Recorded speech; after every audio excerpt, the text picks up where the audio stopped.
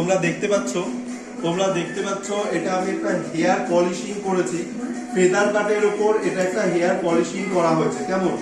তো সেক্ষেত্রে এই হেয়ারটা একটা বার্ন হেয়ার ছিল, এটার মধ্যে স্ট্রেটনিং স্মুথনিং ক্রিম দেওয়া যাবে না।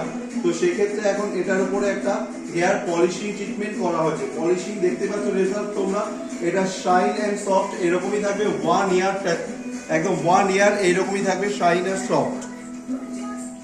দেখতে পাচ্ছ তোমরা রেজাল্টটা, এটা একটা পলিশিং ট্রিটমেন্ট করা হয়েছে, হেয়ার পলিশিং ট্রিটমেন্ট, নন কেমিক্যাল পলিশিং ট্রিটমেন্ট। আমি ফেদার কাট দিয়েছি, ফেদার কাটের সাথে ট্রিটমেন্টটা করা রয়েছে।